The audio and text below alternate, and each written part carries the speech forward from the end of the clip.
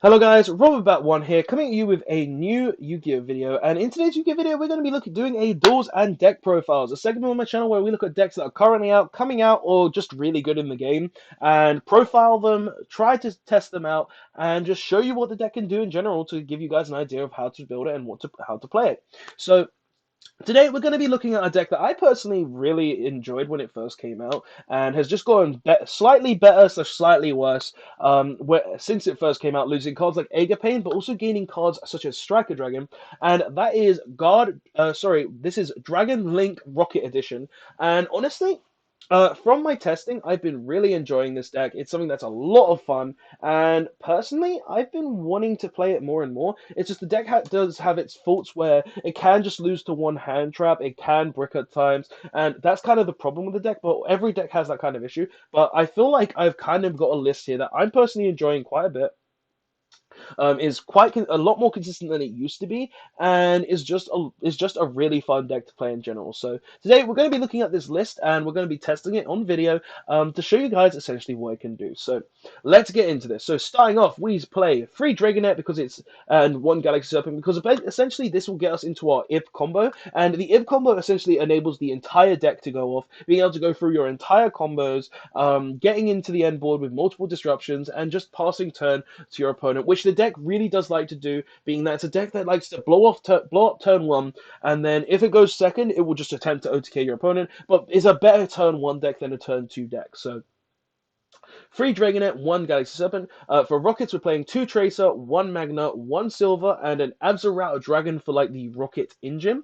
The reason we're playing this ratio is because you don't really want to draw the Tracer, but you also want a way to enough Tracers to essentially enable your combos. So you want to be playing two of this just so you can always guarantee that you're going to be able to get to it somehow. We're playing one Magna because it will essentially be a removal card for like when we target with a Boral Sword, or for instance, so that's a really nice thing there as well. And one Silver Rocket because it will remove something from the extra deck if you target with like a Boral Sword or something as well. So it's nice to have that accessibility too. Plus, you want to be playing most level fours, so you can essentially have access to your Boral Savage or your Draco Berserk of the Tenyi. So just want to be playing these, and we play one Absol because it essentially gives us more access to Tracer, being that you can just send this card to the graveyard, search the Tracer, and have access to the Tracer on the spot. So this is one of, and plus there are new situations where if you open a Rocket and this, you can just play the game because you did that.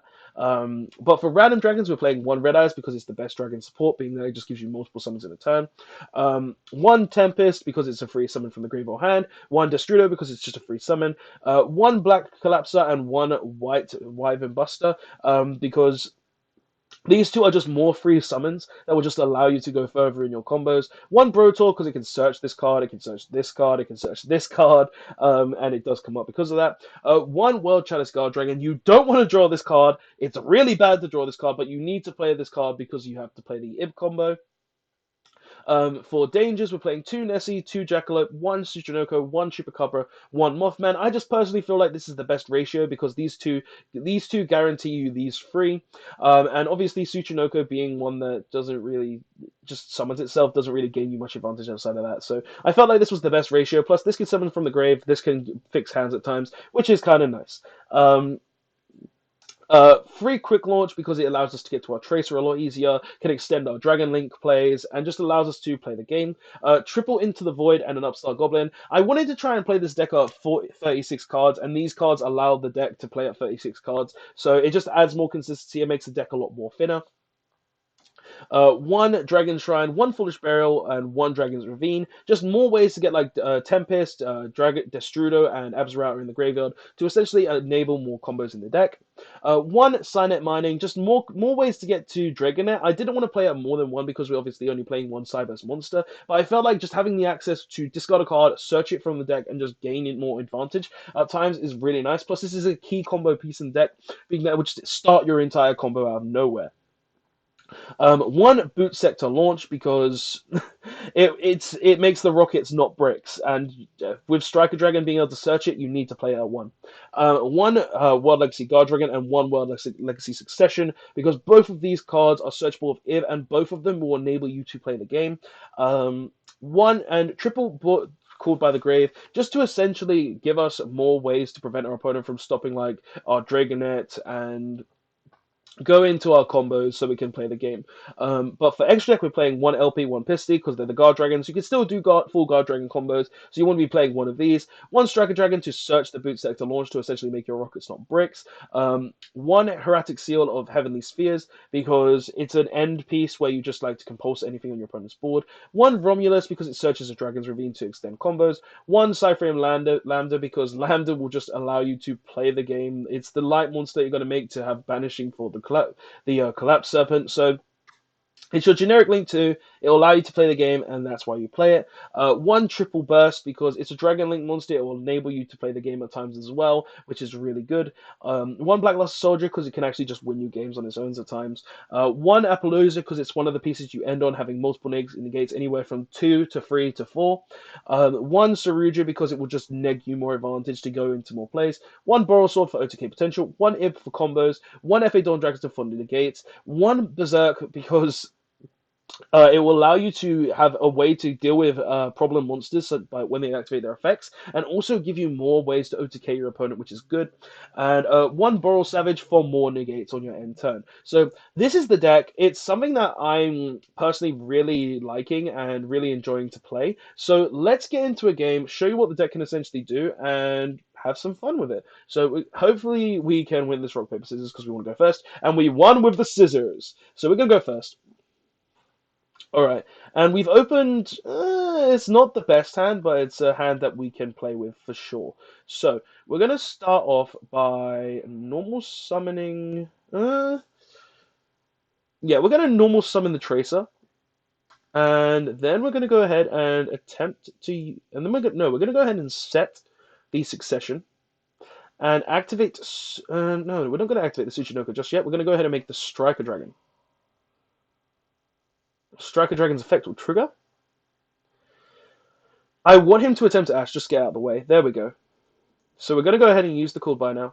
Getting rid of the Ash Blossom. So we baited the Ash. That's what we wanted to do. Okay, so now we get our boot sector launch.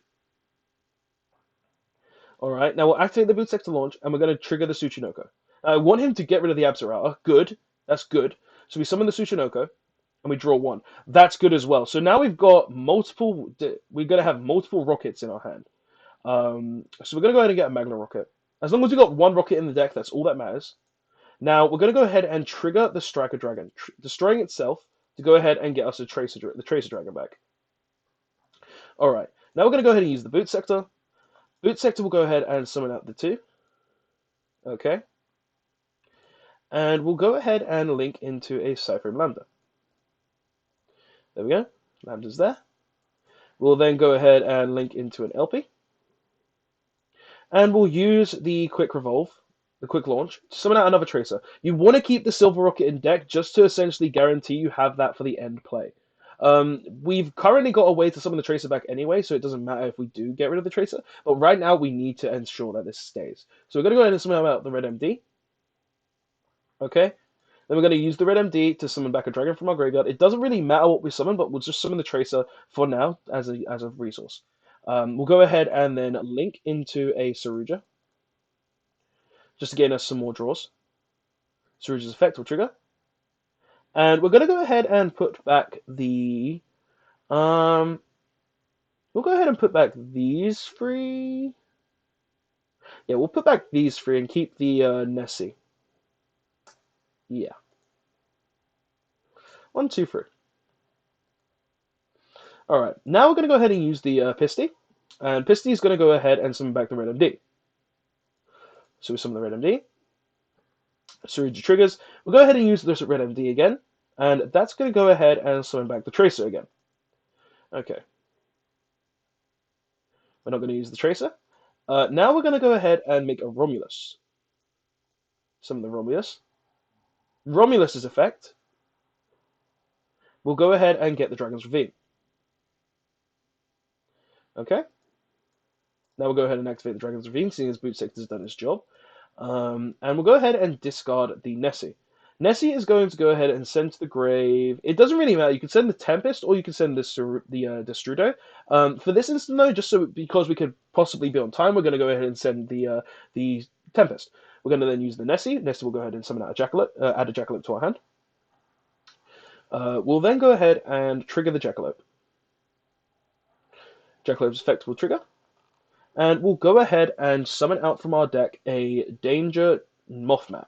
See, because Mothman is the one that won't be able to gain us more summons from this point. We'll then go into a Hieratic Seal of Heavenly Spheres from here. After we've activated the World Legacy Succession, though. So we're going to go ahead and summon back the Tracer. Okay. Cool.